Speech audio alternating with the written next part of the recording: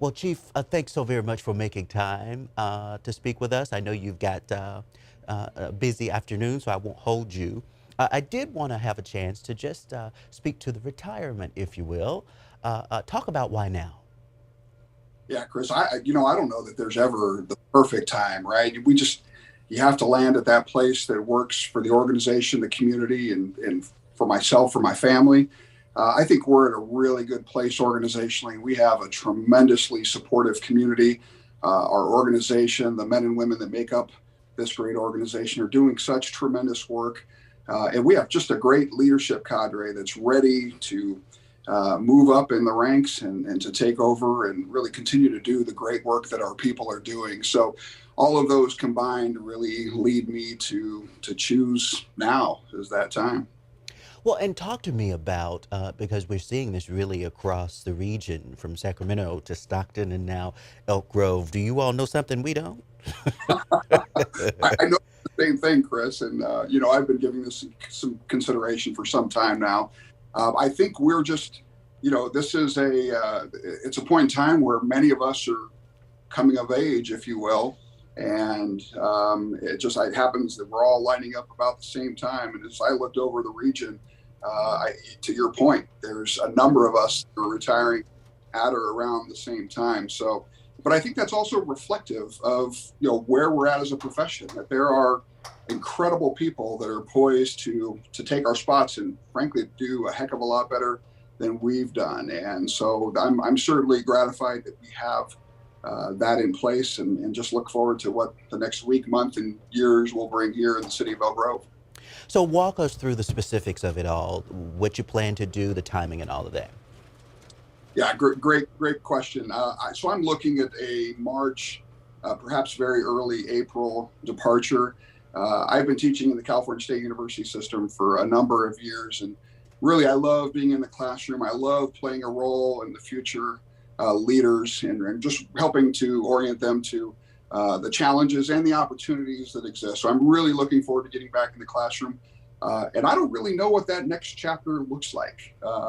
I still want to work. I still want to move the gray matter around a little bit, but I'm not quite sure what that might look like. I do look forward to volunteering in a couple of areas and again, getting back into the classroom. So that is certainly an exciting time, but I would be lying if I didn't say there's a little bit of terror and uncertainty that's a part of that. But I know that those feelings will subside and we'll get to a good place.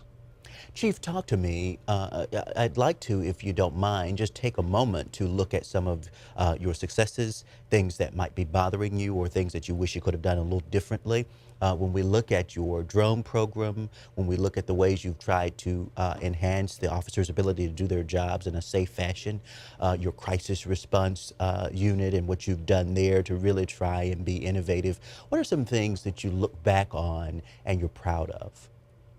Yeah, Chris, you've been along for many of those rides. Mm-hmm. I like to refer to myself as the technology chief, really bringing technology to the police department, to your point, so that we can serve this community with a higher level of safety, and then we can make that service safer for our staff. And you touched upon our drone program. Our real-time information center is really the crown jewel of our organization. It's really transformed not only how we interpret input into the organization, but how we communicate both internally and externally. You talked a little bit about the increase of our mobile crisis support team, that we would, be nimble in our approach to those suffering from mental health challenges.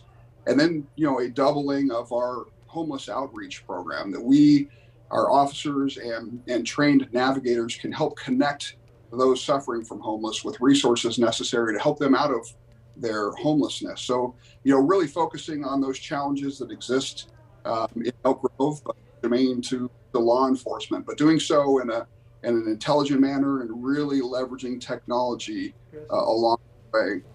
You had mentioned, what regrets I might have. As I think back, and this sounds very selfish, but I'm very much, I love being in the community and extroverting with our wonderful community. And like everything else, COVID interrupted that and didn't allow for that to occur to the extent that I would have liked for it to have occurred. So that would be my regret, is that with many other things. And that sounds very selfish given the great impact of COVID in our nation across the world. But the inability to engage in a way that was more than I was able to, and frankly, our organization was able to. Chief, if you would identify perhaps your highest point as chief and your lowest point. Wow. I'd say my highest point is really, it comes on a daily with the great feedback I receive from our community. I have the fortunate position to receive emails from community members about the great works that our staff does. And not a day goes by that I don't have an opportunity to read a letter, see an email, see something posted on our social media platforms as it relates to the great work that our employees are doing. So I'll tell you, the highs certainly outnumber the lows. And to see that occur with such frequency, that keeps me going and certainly keeps the organization going, and something we don't take for granted, Elk Grove, that incredibly supportive community.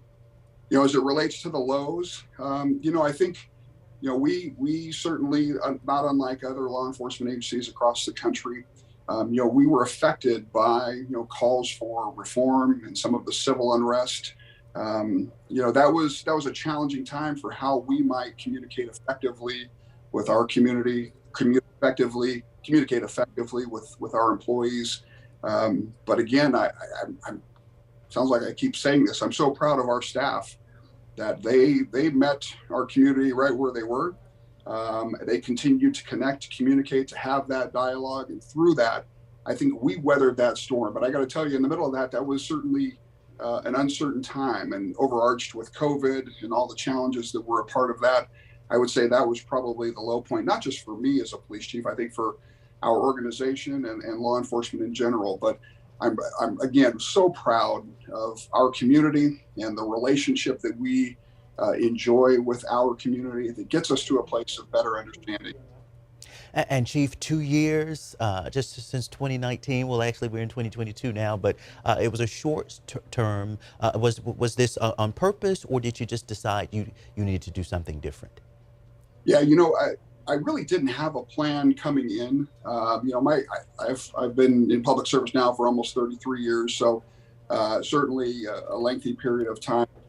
Really, family had a lot to do with that. I have three beautiful children, a sophomore in college and a junior and freshman in high school, and my beautiful bride at home. And really, the opportunity to engage with more frequency and with interaction and really be present for these formative years. And so that played a heavy role. My family is number one in my life, and they have taken a backseat to this profession for a number of years, and I really wanted an opportunity to put them first, truly first, and that this timeline provides for that.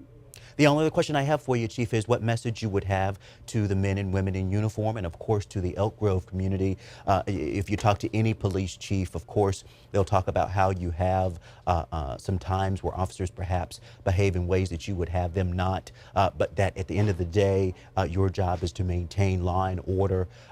We've seen reports just here recently, perhaps, for example, of an officer being accused of sexual impropriety there in Elk Grove. But all in all, what message would you have to your community and to your men and women in uniform? Yeah, I would start with internal to the organization, our staff, and really just, that those opportunities that we have to engage with our community continue to do so with the high level of professionalism and empathy that we take such pride. Those are values for us, not just words on a wall. It's how we hire. It's used to formulate who we promote. And it would be to put that at the center of every interaction. For each interaction is an opportunity. It's an opportunity to do really well and make a connection with a community member that might otherwise not happen. And so take advantage of those and be mindful of the community that we have and to our community.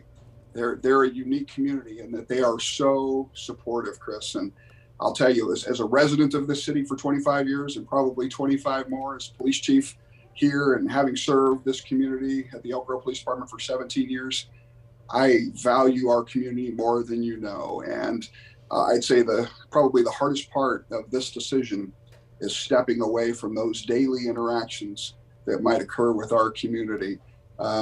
but that our community and our organization continues to connects genuinely and connects from the heart. That's my advice for our staff and for our community.